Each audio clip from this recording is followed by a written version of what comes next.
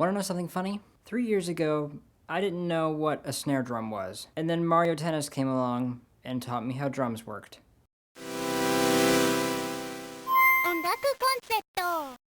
I began to get serious about composing in early 2012. I was always coming up with song ideas before that, but I had never really finished a song. Part of that reason why was because I never knew how drums worked. I didn't know how to write my own drum parts. Around that time, I was listening very heavily to the Mario Tennis Power Tour soundtrack. Yes, it's a tennis RPG. It has a wonderful soundtrack composed by the amazing Motoi Sakuraba. One day, I was listening to the menu theme,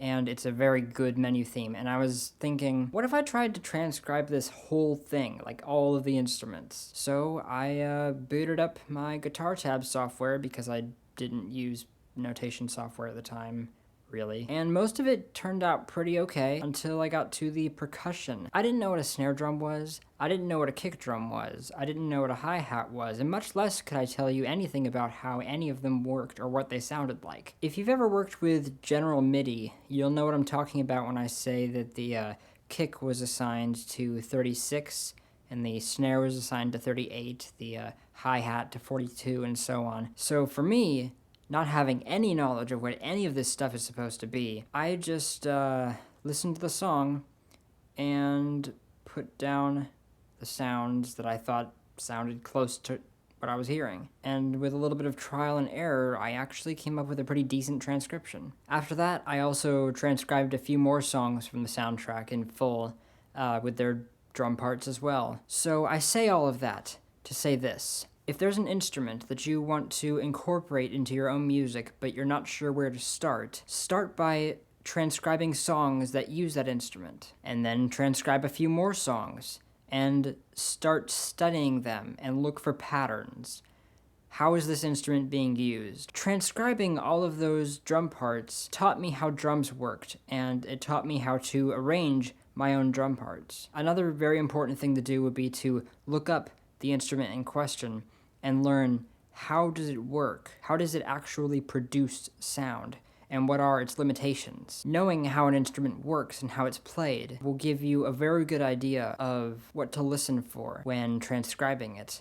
And it will also help you to arrange realistic, authentic parts. For the drums, I looked up a general MIDI map, and I found out what all the numbers were assigned to as far as the parts of a drum kit. And so I began to understand, okay, the snare sounds like this, the kick sounds like this, and so on. However, study is only one half of the equation. The other half is to make use of it in your own work. Don't worry about being super original yet.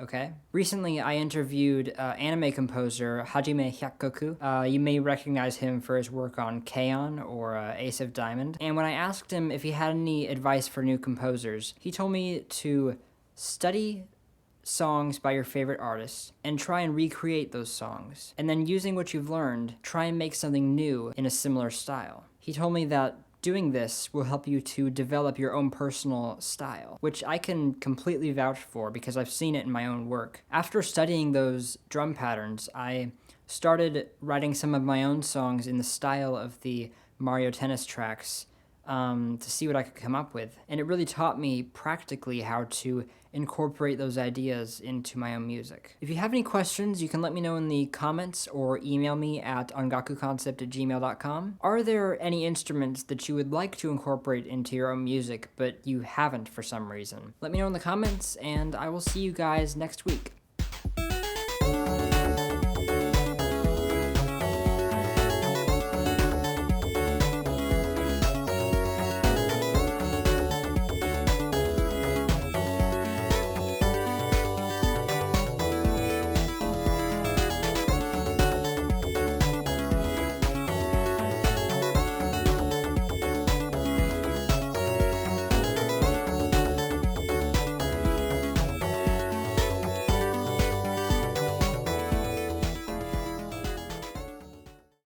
It's like 4 a.m. I mean, I'm always up at 4 a.m., but you know, whatever.